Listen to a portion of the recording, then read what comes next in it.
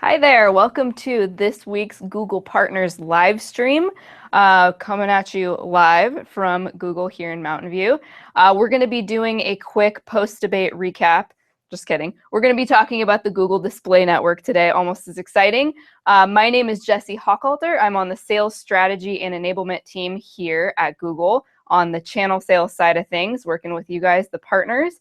Really excited to be here today. A little bit about me, if you don't know me. I am a trainer, I am a speaker, and I've probably worked with a lot of you guys before. I come from a newspaper background. I've done everything from digital ad ops management to multimedia advertising directing, and really excited to be coming at you. Very passionate about this SMBs, you guys. Fun fact, in the last 3 days, I've been in 5 states and 6 different airports, so forgive me if I'm a little punchy today. All right, this is what we're going to talk about. Let's dive in and get started. Why online display is so incredibly important. Targeting, more than you probably ever wanted to know. So we're going to get pretty deep there. And kind of a sum up of the display value prop and how you can communicate this to your end advertisers. And also measuring impact, really, really crucial in display. So let's start with why online display is so important. Well, 80% of our time online is actually spent outside of search. Google is a unique website in that way because what we do is we try to get you off of our site as quickly as possible. We want you to find what you're looking for. So the majority of time that you're online, you're actually doing other things like browsing content, watching videos, that kind of stuff. This is why the Google Display Network is so incredibly important. So let's break this down for you here. The Google Display Network gives you the perfect place. We have an expansive reach across different content, websites, devices, the perfect user, so we can target really great across real-time data. It's also going to let us have the perfect ad with dynamic and engaging creative for different parts of the sales process. And most importantly, the perfect insights. We have complete transparency. We have advanced measurement across multi-channels, across offline to online, online to offline, things like that. So really great. We're going to talk about all of these in turn. All right, the perfect place. Google Display Network is the #1 display provider across screens. We have a 95% reach in desktop. That's #1. We have an 82.7% reach in mobile. That's #1. We also have a 94.5% reach multi-platform. That is also #1. So we are the #1 display provider. And because we have this massive reach, it means that we can break down our targeting in really granular, effective ways. So we're going to talk a lot about that. We can also engage with our users across these devices seamlessly. So your customers are cross-device, they're using desktops, tablets, then they're moving on to mobile web, they're going to apps to do things. So we want to make sure that our message is consistent across those different devices as well. And you can do that with GDN, you can measure, you can have that dynamic creative, and we're going to talk about how we can do this. Now, the most important thing is the perfect user. So we can get that great, beautiful creative, we have this reach, but if we don't find the perfect user, then this can be a bit of an issue. So let's take a look at a little example here of how we can use this data to influence the path to purchase and touch this guy on his journey throughout this buying process. So we have this guy, he's 30 years old, he's a guy, he earns $1,000K a year, he loves the beach, and he's planning his next vacation. Now, just from that bit of information, we could use some demographic targeting and reach this guy, but you can see here that he's doing other things along the way. So here he's regularly reading travel-related blogs. So this might mean that he is, he's a travel enthusiast. He likes to travel. So we can target him on things like topic targeting, picking out different sites that are related to travel, right? So this is very beginning of the buying process, very far up the funnel. Now, we also might know that he's considering a beach vacation because of some of the things that he's doing online. So we know that he might have an affinity for this type of thing. So we can use affinity targeting, meaning his behavior online is telling us that this is something that he is kind of into. If we go a bit deeper, we can see that he's actually comparing prices on travel review sites. So this might mean that he's in market. He's in market for specifically for travel to the Caribbean, right? Then he might go as far as to visit a hotel site and look at photos of these beautiful rooms. So from there, this site can retarget him. So you can see that using the Google Display Network, we can target this guy and kind of push him along the process all throughout his journey. Okay, and this is important because the path to conversion is so incredibly complex. So you can see here, let's say that I'm looking to buy a car. I might be reading blogs. I might be looking at checklists. How do I even go about buying a car? This might be an organic search, right? And then I'm going to read information so we can, hit this woman there. Then she might be searching for car details. She might be clicking on ads. She might be searching on a car dealership's website. She's going to contact the dealership for a test drive, and then she's going to purchase. Because we're constantly connected, because we're constantly online, there's so many different opportunities for us to gather this information, and our businesses have so many opportunities to reach and influence these people. So you need to make sure you're there in these moments that matter, not just at the end of the funnel with search. All right. Another really awesome thing about the Google Display Network is that we can use context to maximize the ROI. The fact that we're constantly connected, the fact that we have our cell phone attached to our hip is a really tough thing for businesses because it means that they have, lots of different ways that they can interact with consumers. So this is tough. This can make things a little bit challenging when you're putting a marketing mix together. But it's also really awesome because it means that you can use this context to reach people in a really cost-effective and a way that really helps you with your ROI. So we can see here that if I am looking for a 5-star hotel on my laptop at home, this is going to be a much different experience that I'm going to want, a much different product that I'm going to want than if I am at the airport on my mobile device looking for a hotel right now. I've been there, by the way. So I'm going to want two completely different things. Using this context is really important and a great way to make sure that your advertising efforts go as far as they possibly can. All right, so that's all great. We also need the perfect ad. This is great because we can have different creatives for different portions of the funnel. So like I mentioned before, we can target people if they're kind of at the top of the funnel in that awareness phase, in the middle if they're in that consideration phase, and then down toward the bottom if it's direct response. So awareness, we can use things like video ads, display ads bought on a viewable CPM basis. We can do mastheads, things that just reach a broader audience and just generally get that awareness out there. But if we're looking at consideration, we can also have different types of creatives that match that intent better. Standard text ads, standard image ads, Gmail sponsored promotions, which are incredibly powerful, which I'm going to be talking about in a little bit. TrueView ads, which I've talked to you guys about before, app promotion ads, Lightbox ads, lots of different things that you can do, the ad types to combine with the messaging to make sure that you're reaching these people in the consideration phase. And then, of course, purchase and loyalty.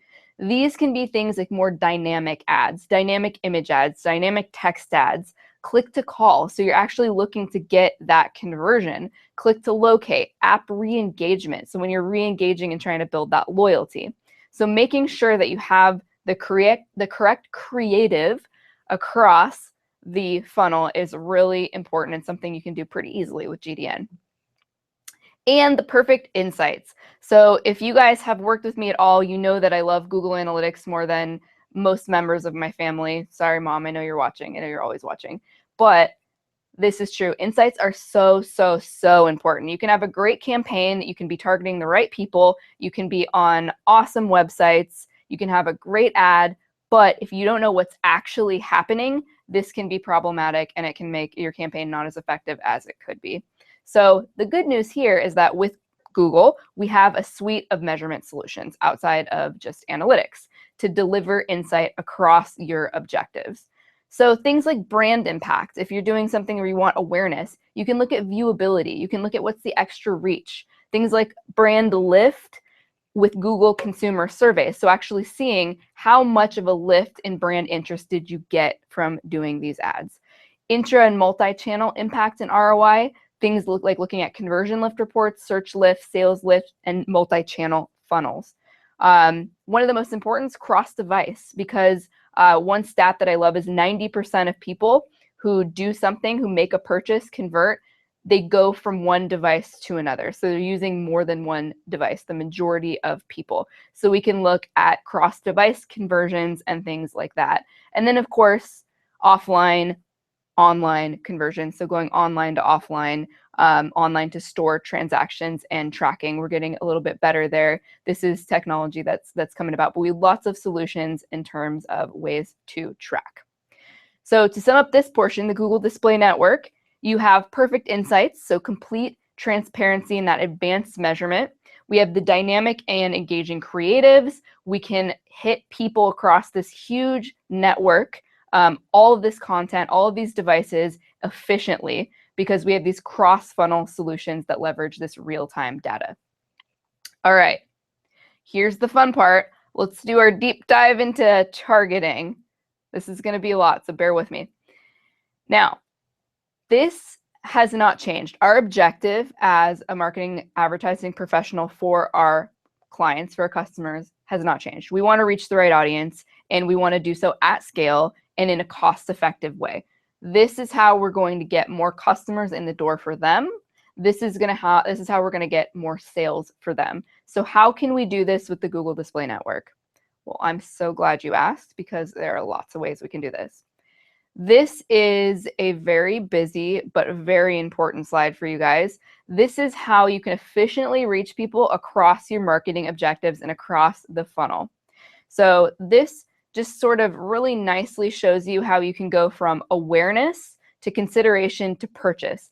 No one area is actually going to be better than the other. We want to make sure we're tapping people as they're moving through the buying funnel. Okay, so at the awareness phase, things like demographics, things like affinity audiences. So, I might be an enthusiast, a travel enthusiast.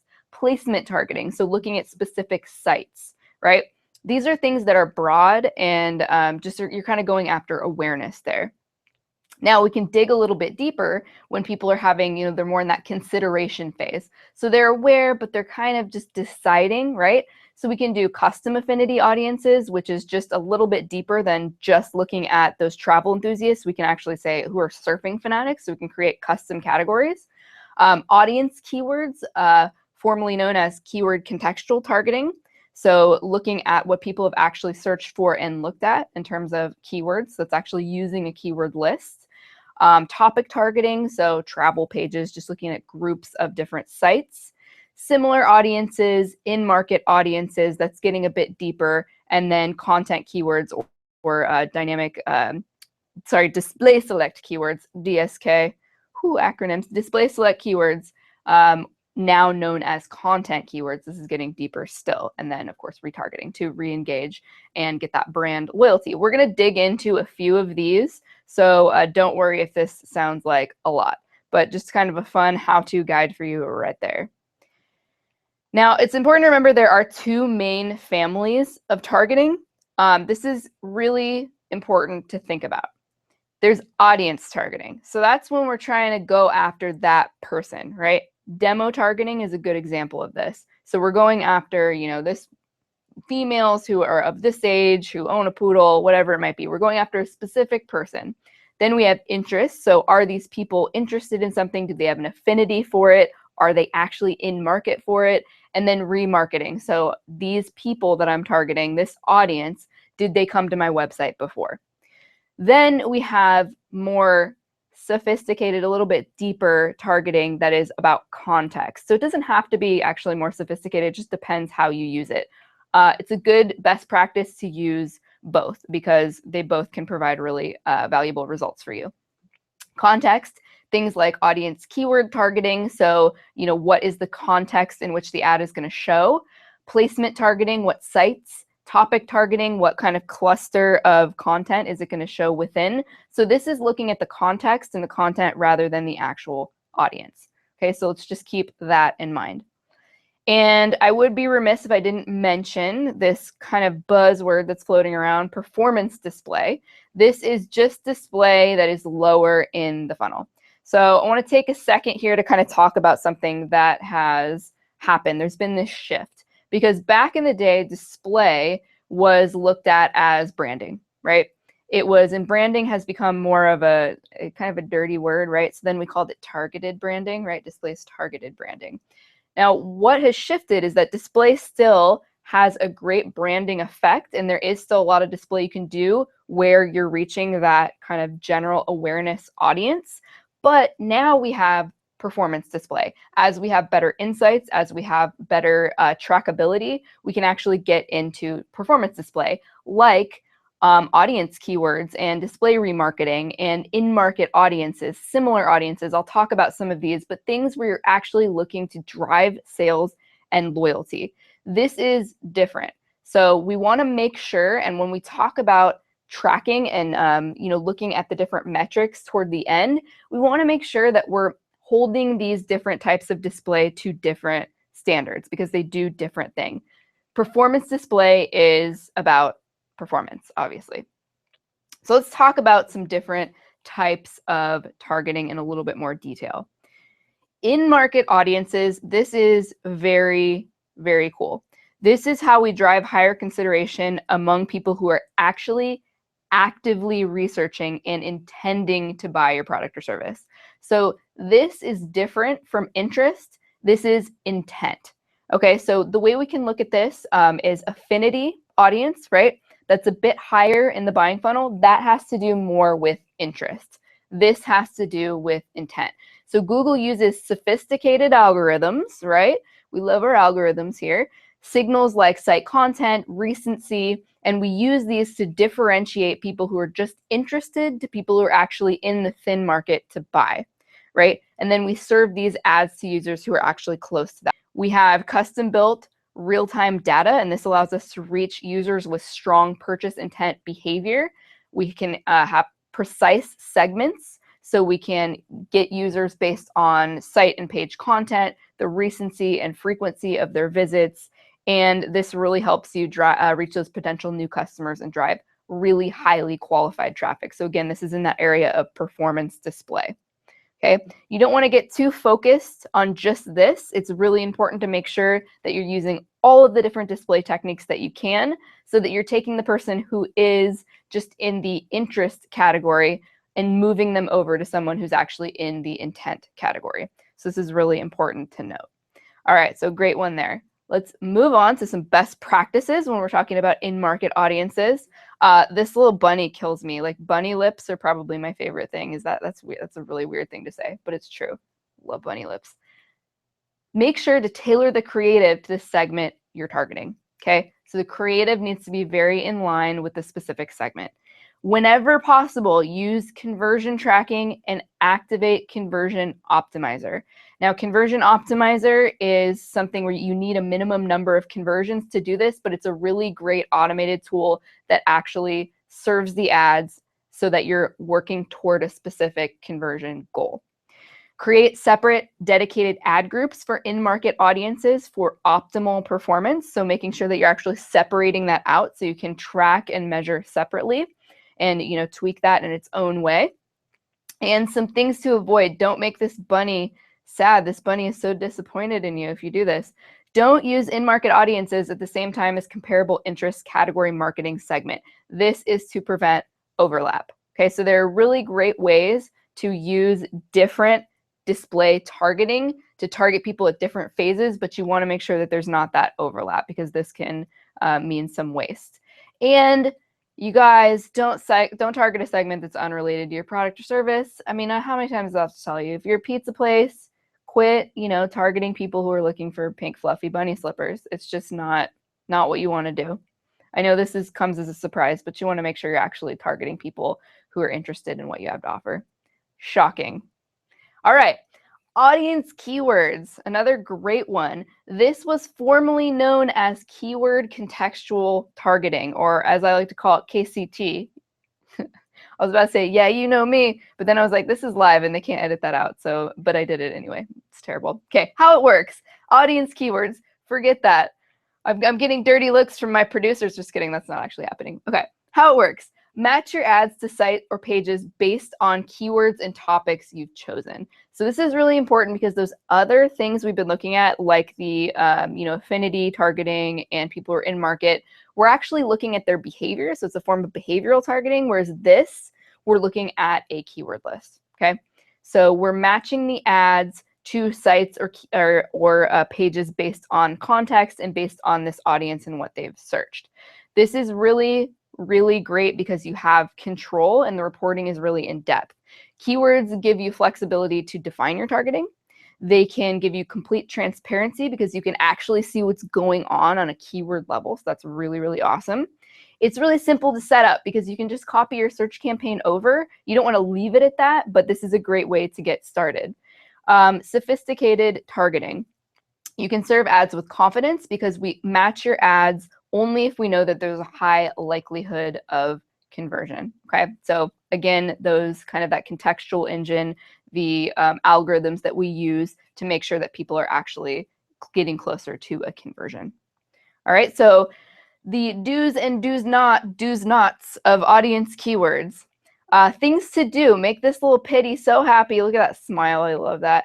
For softer conversions, this is what you want to use, such as website visits or leads, not things like phone calls, right? So use this for softer conversions.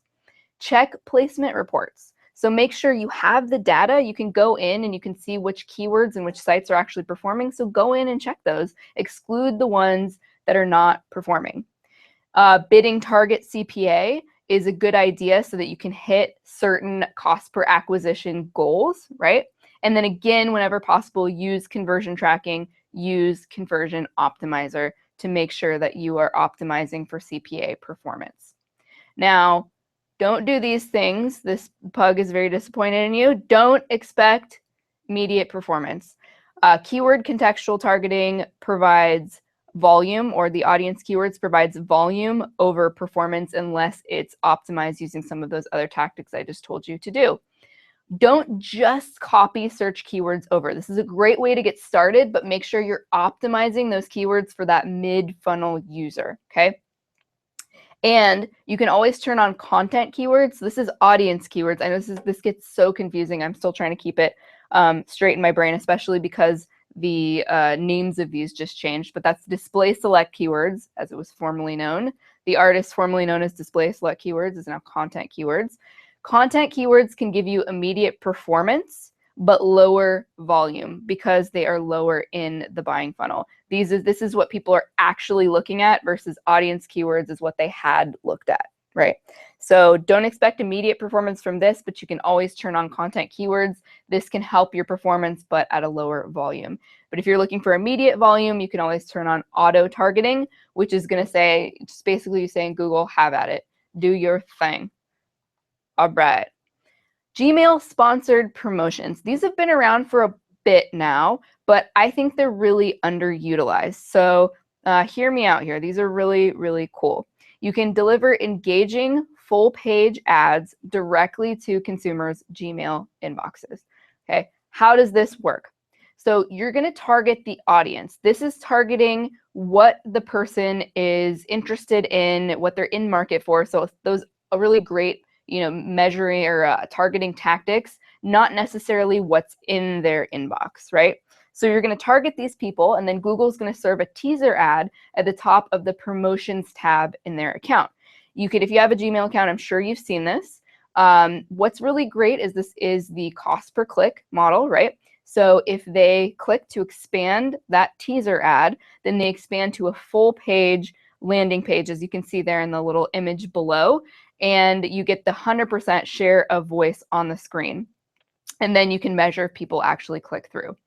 So this is a unique ad format to Gmail, and it's really engaging. You can precisely target, again, based on our algorithms, content engine, context engine, right? And target actual users, not cookies. So there are 90+ million active users on Gmail, and 75% are on mobile. So that is an incredible audience that you can go after here. Some other key benefits. We have optimum delivery, so you can do things like frequency cap. So say, I don't want this user to see my ad this many times, right? We can cap the number of times that they see it. This is standards AdWords pricing, so it's really easy to just include this in your AdWords campaign. Pricing is cost per click based on the collapsed ad. And because it's a native format, we see open rates of about 6.6% on average. It's a complete average.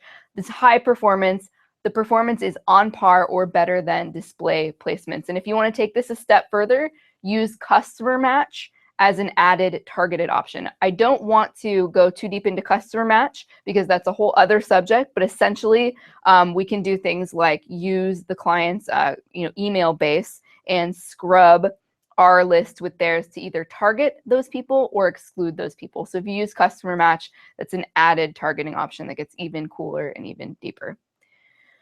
Okay, I could talk all day about Gmail sponsored promotions, but we got to move on to remarketing. This is really crucial. Remarketing is an incredibly important tool, and it is a must in terms of the full-on advertising solution that your client has. What does it do? It re-engages users who previously visited the site and shows them extremely relevant ads based on where they were on the site, based on when they visit, what they were looking at. So it's pretty simple. You add a piece of code and you can create user lists, people who are visiting your site, and then later connect with them as they search on Google or browse other websites. So reach them with really precise messaging, with beautiful and relevant ads, and you can scale the campaign reach. So just to get into a little bit more about why this is so crucial is when you're looking for conversions, one visit is typically not enough. In fact, 96% of people leave a website without converting the first time, okay? 70% of people abandon a shopping cart without purchasing. So they put something in that shopping cart, but then they don't actually go on to purchase. And 49% of people typically visit 2 to 4 sites before making a purchase. So what this means is, one, they're not converting the first time.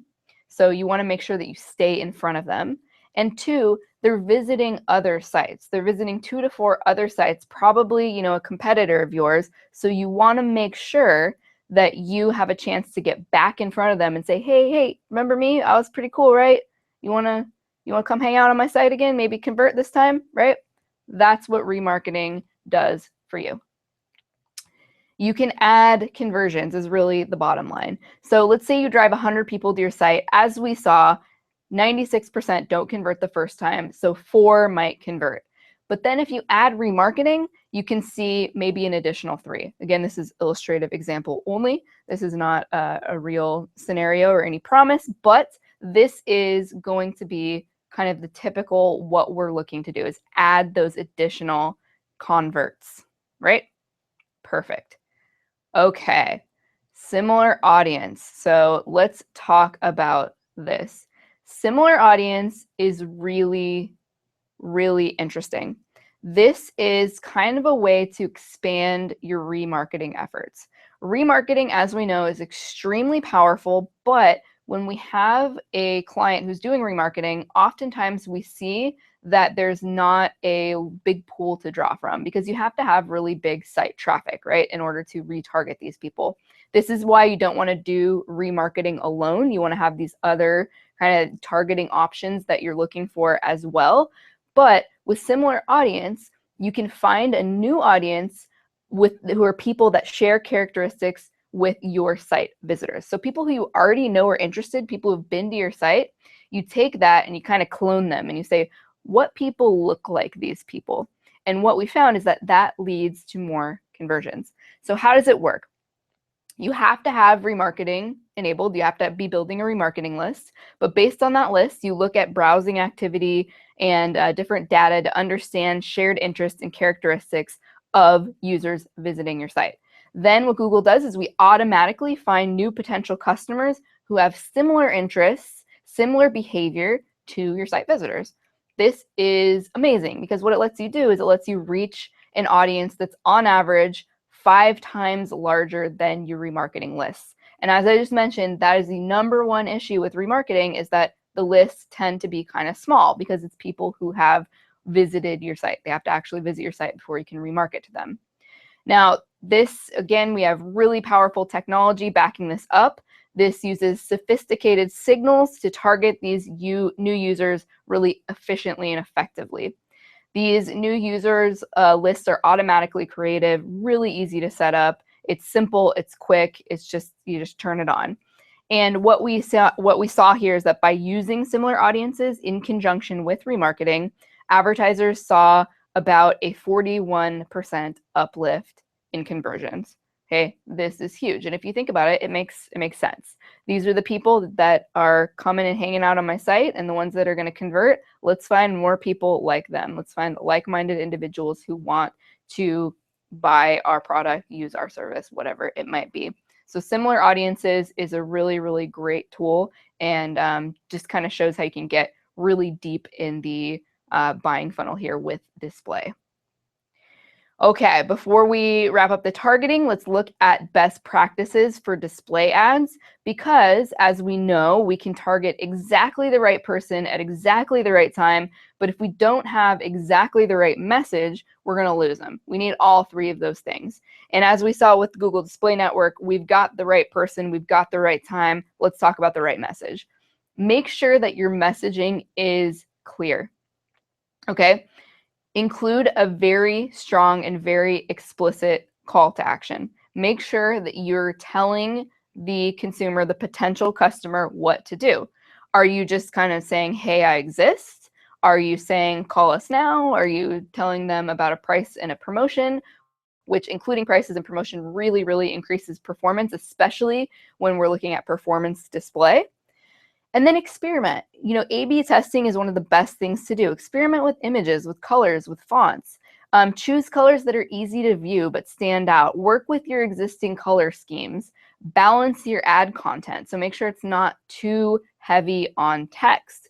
You know, as I mentioned, I come from a newspaper background, and what I saw a lot was we'd take those little 3x5 ads in the newspaper and we just smack them up onto the website. And that doesn't work. We have to actually create a separate ad that is engaging, balanced, and works for the online world. And then make sure that you consider your goals, because an ad that is geared toward, you know, a branding campaign is not going to work if you use that ad for a, you know, more performance display or remarketing campaign. You want to make sure that you understand what are the KPIs, what are the key performance indicators you're looking to hit. Are you looking to brand? Are you looking for conversions? Are you looking for clicks? And then you want to make sure that you're directing people to the most relevant landing page if they do click through. One thing that's really important is use all sizes and formats. Okay, so this is something that I've seen not happen as often as it should, because you might say, oh, but you know, the big boxes as opposed to leaderboard ads get higher click-through rate, so I'm just going to do that. The problem with doing that is that ads kind of work in different ways, and click-through rate isn't the end-all be-all metric. So make sure you're using all different ad types, because there might be sites that are really valuable that only support a couple different ad sizes and types that you're not using. So make sure you use the full gamut of ad sizes and formats. Really important tip there. All right, so let's sum up the display value proposition here. I know we've talked a lot about why it's valuable, but let's talk more specifically and kind of in a pithier way about how great it is. So why GDN? Well, as we said, there's massive scale. Millions of sites, trillions of impressions each day, and Google's constantly going through and, you know, getting rid of sites that are poor performers and adding sites that are, you know, really great. So this is a living, breathing thing with this huge scale. Measurable performance for maximized results. Okay, so some of the things we've seen is if you're using both search and the Google Display Network, the cost per acquisition was within 2% of the search cost per acquisition. So again, if you're using both, the CPA for GDN was within 2% of the CPA for search. That is really impressive, right? Because again, we have display has a stigma of being, you know, branding, that dirty word branding, but really it can be for performance and it can help with your cost per acquisition. GDN drove nearly 20% of total conversions when you had these two things working in tandem. So it actually is a conversion tool as well, right? It's also, we have this contextual engine. So because of all this data, because of all of these people that we can reach, we can put your ads in front of the most relevant content and increase that engagement, increase that recall. Custom networks. So we can create our own placement and audience targeting. We can make these completely custom to what we're looking for and find and connect with exactly the right audience. And then, of course, my favorite, I get chills when I think about, analytics and actionable insights. It's really embarrassing. Transparency, actionable insights, and value through auction. So we have the placement performance report, so we can understand exactly what sites are working, exactly what keywords are working. We can see conversion tracking, and we have things like the conversion optimizer, so that we can make sure that we're actually performing based on goals we've set and real conversion goals. Okay, so next time you're talking to a partner and they say, oh, you want me to do retargeting, remarketing? Those are those ads that follow me around. That's creepy, right? Okay, we want to make sure we keep the creepy factor down. And you can kind of reposition this. Say, no, it's a second chance to reach your potential clients and convince them to buy your product, right? So we want to make sure that we're careful with how we phrase these things, because we don't want it to just be that creepy thing where we know everything about what you're doing, and then we're like, I'm on my phone, it's like, hey, you're in the bathroom right now, right? That's not what we want to do. We want to show that it's a valuable way to connect with consumers who are looking for the products and services that your clients have to offer. Okay, measuring impact. So this is going to be our last little section here, and then we are going to open it up for Q&A, so make sure that you're putting those questions in there. Measuring impact. Now, as I mentioned, we want to make sure we have KPIs across the funnel that are different for the different targeting options, the different campaigns we're using. So again, KPIs, key performance indicators. We have awareness KPIs. So this could be things like views, impressions. Did this increase our branded traffic, right? So things that are a little bit more broad. So we want to hold this awareness targeting, these more demographic or affinity targets, to different standards than some of the other targeting techniques. Then with consideration, some KPIs we might want to look at are views, clicks, impressions, maybe reach and engagement. So digging a little bit deeper into Google Analytics and seeing if people are actually saying like, oh, interesting, I'm going to go to your site. But then when we get down into the performance display, we can actually look at some sales KPIs, right? So we can look at things like conversions, subscriptions, leads. And then even deeper, when we're looking at usage and loyalty, we can see, are they sharing? Are they returning? Are they liking things? Are they subscribing? Are they commenting, right? So just making sure that with these different targeting tactics, and again, you want to make sure that you're doing this across the entire funnel, because there's only a very small amount of people that are in the thin market to buy, who are ready to buy. So make sure you're doing this across the whole funnel so that you're getting them prepped for when they are at that point to purchase. They know you, they trust you, and they want to purchase from you. So display is a great kind of driver, a great way to feed the funnel for display, performance display, but also for search. Because what we see, as we noted before, is that when you're doing both a display and a search campaign, the display campaign actually boosts the search campaign and provides a lift to conversions there. So you might not see the ROI if you're looking specifically just at display. So you want to make sure you're measuring the combined campaign performance, right? Because we might see, if we run a display campaign and it's more general, we might see, oh, my click-through rate's not very good. I'm not seeing any engagement on my site from it. But then if we look at our branded traffic, maybe we see a bump there. Maybe if we look at our paid traffic, maybe we see a bump for specific keywords that people are searching that are related back to that display ad, right? So making sure that you are measuring combined campaign performance is really, really important. If you're looking at the different campaigns in a silo, then you're going to kind of misattribute things. So attribution is something that I've talked a lot about in the past. Incredibly, incredibly important, especially with display. That's why we don't just want to have a display campaign. We want to make sure that it is anchored with search, something that's really, really deep in the bottom of the buying funnel. but then you also have other things like maybe video where you're getting even more of that, general awareness and engagement. So making sure that you have things, a cohesive marketing strategy where you're touching people at all points in the buying process is going to be really important, and then measuring it that same way is critical. So evaluate the total impact of the campaign. All right, let's wrap this up with some key takeaways, and then we'll do some live Q&A. So the key takeaways here, the things that I want you to remember. 1, display advertising fills your sales funnel and provides a lift to search, and it is different across all stages of the purchase process. You can be very specific with your targeting here. Make sure to connect throughout the entire process. What this means is, yes, you can do really cool things like look at just people who visited your site and looked at a specific item or a specific service and retarget to them. But that doesn't mean that you should exclude those other forms of targeting and display where you can tap people a little bit further back in the process, okay?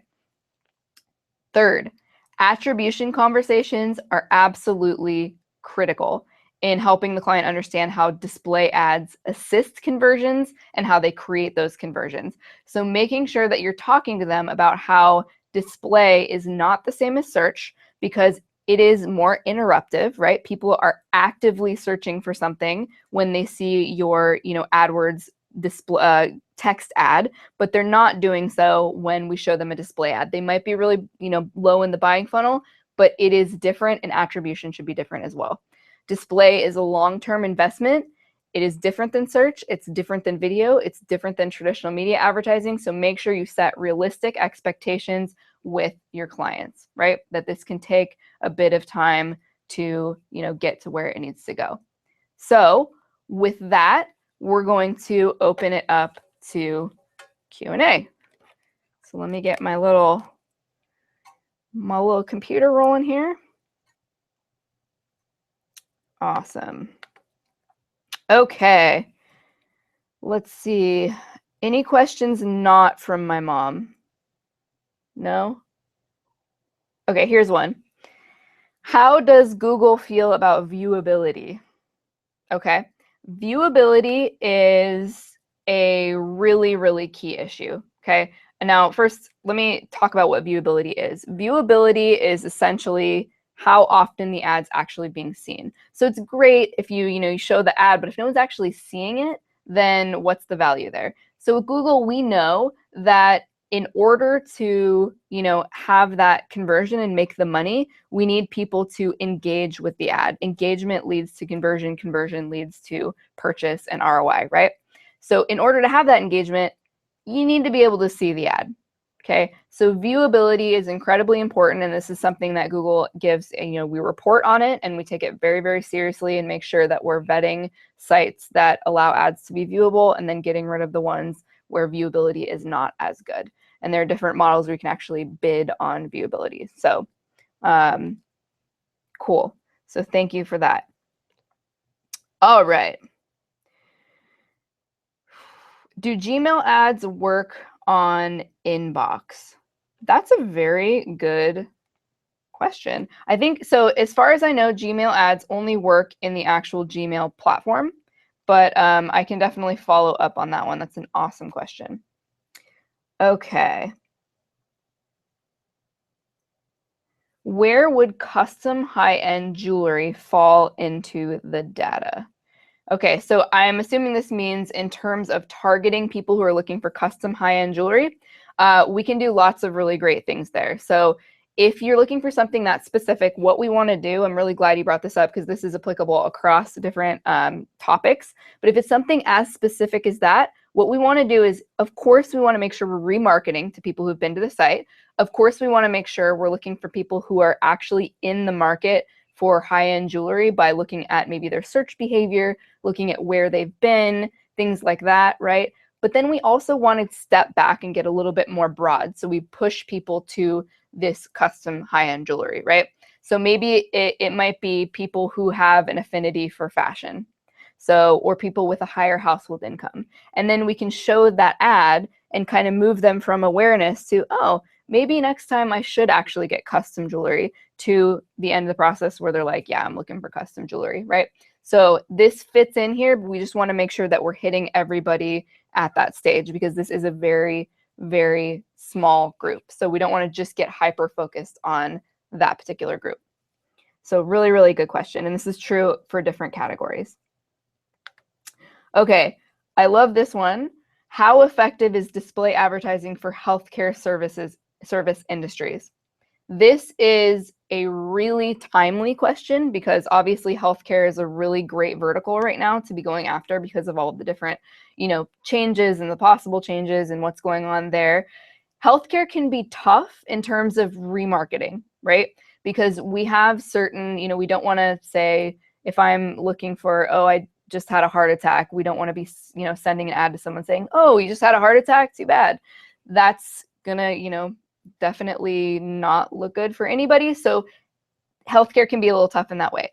That said, it does work really great for other more broad things. I've worked with a lot of different big healthcare systems where they've used display in tandem with search, and this can be very, very effective, especially for, if you're getting down to things like urgent care, women's health services. You can get that, if you can get that in front of people who are searching for content that is specific to that, then that can be a really, really big win. So it works really, really well here. All right. Where do I get the remarketing codes to be able to display to audiences specific products they were interested in? Okay, so you can get down with remarketing. You can either, there's a couple different ways you can do it. You can either target people who have been to your site. Doesn't matter where they've been on the site, but you can just hit them with a general message, or you can hit people who've targeted specific areas of your site, right? And then hit them with a specific message to maybe a service or product that they were looking at. Or you can exclude people who've been to certain areas. So for example, if I'm a school, right, then I might want to exclude people who've been to the student login page if I'm looking for new students. So you can do all sorts of different things with the remarketing list. You find these when you actually set up the campaigns. You can find these lists, and then you have to put them in specific places. So all of that should be pretty clear when you actually set up the campaigns. Okay. Is there any upcoming live stream about the Google Content API? Not that I know of, but thank you for mentioning that, because maybe there will be now. So thank you. But if you can check out the website, and it should tell you what's coming on with the Google Partners live streams. Okay. Any other questions? It looks like that is it for questions. So with that, I think we'll go ahead and wrap it up. Thank you guys so much for joining me today. It's been fun as usual. Forgive me, like I said, last 3 days I've been in 5 different states, so I'm surprised I'm even awake right now. But always a good time, and I'll see you next time on the next Google Partners live stream. Have a wonderful rest of your day.